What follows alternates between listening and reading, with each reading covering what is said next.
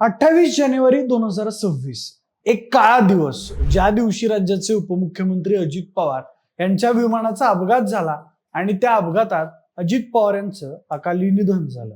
त्यांच्या निधनानंतर अवघा महाराष्ट्रावर शोककळा पसरली होती. त्यांच्या जाण्यानं राज्याच्या राजकारणात मोठी पोकळी निर्माण झाली.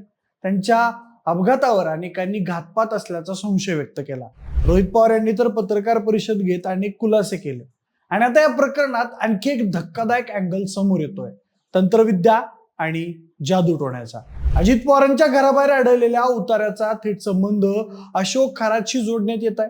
तसेच अजित पवारांच्या अपघातामागे अशोक खरातचा हात असल्याचा संशय देखील राष्ट्रवादीच्या नेत्यांनी व्यक्त केलाय. त्यामुळे दादांच्या अपघात प्रकरणात अशोक खरातच्या चौकशीची मागणी करण्यात आली आहे.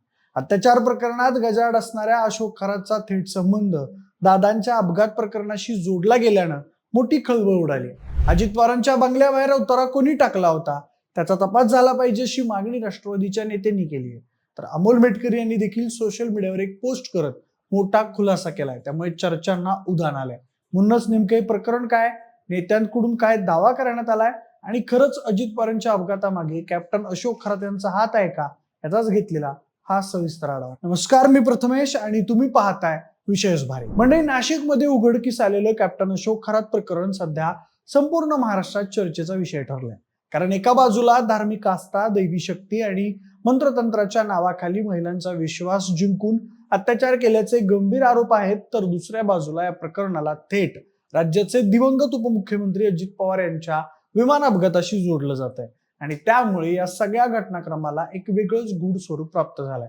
अशोक खरात याला अटक झाल्यानंतर अनेक धक्कादायक गोष्टी समोर येऊ लागल्यात आणि त्याच्या तथाकथित काळ्या कारनाम्यांची चर्चा रंगू लागली आहे. त्याच दरम्यान राष्ट्रवादीचे नेते अमोल मेटकर यांनी एक मोठी मागणी करत या प्रकरणाला आणखी वेगळं वळण दिलंय. त्यांनी थेट अजित पवार यांच्या अपघाताचा तपास अशोक खरातच्या अँगलनी व्हावा असं सांगितलंय. आणि यामुळे आधीच संवेदनशील असलेल्या या प्रकरणात संशयाची भर पडली आहे.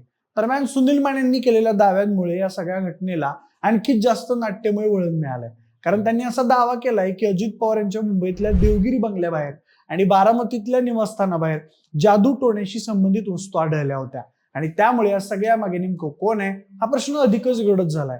या वस्तू कोण ठेवून गेलं, त्यामागचा हेतू काय होता आणि त्याचा खरंच अशोक खरातशी काही संबंध आहे का, याबाबत आता जोरदार चर्चा सुरू झाली आहे. या सगळ्या पार्श्वभूमीवर काही जणांकडून काळी जादू, अघोरी पूजा आणि तंत्रविद्येचा संबंध जोडण्याचेही प्रयत्न होताना दिसत आहेत. तर काही जण या सर्व गोष्टींना केवळ अंधश्रद्धा आणि अफवा म्हणत आहेत. पण या चर्चा इतक्या वेगानं पसरत आहेत की सामान्य लोकांमध्येही संभ्रमाचं वातावरण निर्माण झालंय. आणि प्रत्येक जण एकच प्रश्न विचारतोय की अजित पवारांच्या अपघातामागे खरंच काही काळ्या शक्तींचा हात आहे का. म्हणजे यात आणखी एक महत्वाची बाब म्हणजे रोहित पवार आणि अमोल मेटकरी यांनी आधीपासूनच या अपघातावरून अनेक प्रश्न उपस्थित केले होते. आणि आता अशोक खरात प्रकरण समोर आल्यानंतर त्या शंकांना आणखीच खत पाणी मिळाल्यासारखं वाटतंय. मेटकरी यांनी तर व्ही.के. सिंग आणि अशोक खरात यांच्यात काही संबंध होता का असा सवालही उपस्थित केलाय, ज्यामुळे या प्रकरणाचं गूढ आणखी वाढत चाललं आहे. अमोल मेटकर यांनी एक्सवर एक पोस्ट केली ज्यामध्ये त्यांनी अशोक खरातचा व्हीएसआर विमानासमोरचा एक फोटो आहे तो दाखवलाय आणि यावर कॅप्टन अशोक खरातचे संबंध व्हीएसआर पर्यंत असू शकतात, तर विचार करा हा धागा कुठपर्यंत जाऊ शकतो असा कॅप्शन देण्यात आलाय. त्यामुळे अजून जास्त संशय बळावत चाललाय. एकीकडे अशोक खरात प्रकरणावरून रुपाली चाकणकर या विरोधकांच्या निशाण्यावर आल्यात, तर दुसरीकडे त्याच गटातील काही नेते अशोक खरात यांच्या विरोधात उघडपणे भूमिका घेताना दिसत आहेत. त्यामुळे रुपाली चाकणकरांच्या अडचणी अजूनही वाढण्याची शक्यता आहे. परिणामी राजकीय वर्तुळात या प्रकरणाची चर्चा आणखी जास्त रंगू लागली आहे. आता हे प्रकरण केवळ आरोपांपुरतं मर्यादित राहत नाहीये, तर त्याचे पडसाद थेट पक्षाच्या अंतर्गत राजकारणावरही उमटताना दिसत आहेत. त्यामुळे पुढच्या काही काळात या मुद्द्यांवरून राजकीय समीकरणं कशी बदलतात याकडे सगळ्यांचंच लक्ष लागलंय.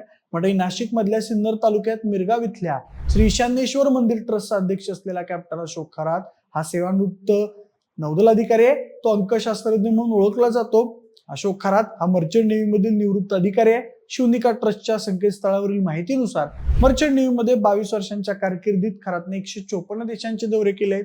त्यामुळे या देशांमधील बहुतांश धार्मिक चालीरीती, परंपरा, संस्कृती, नैतिकता आणि नैसर्गिक परिस्थिती याचा त्याला सखोल अभ्यास असल्याची शक्यता आहे. अनेक बडे राजकीय नेते, सेलिब्रिटी आणि उद्योजक भविष्य जाणून घेण्यासाठी तसेच उज्ज्वल भविष्याकरता करण्याचे उपाय आदीच्या निमित्तानं अशोक खरातच्या संपर्कात असतात. म्हणूनच मंडळी, या संपूर्ण प्रकरणाकडे पाहताना एक गोष्ट स्पष्टपणे समोर येते, ती म्हणजे हे प्रकरण फक्त एका व्यक्तीपुरतं किंवा एका घटनेपुरतं मर्यादित राहिलेलं नाहीये, तर यात राजकारण, श्रद्धा, अंधश्रद्धा, आरोप आणि संशय यांचा एक गुंतागुंतीचा खेळ तयार झालाय.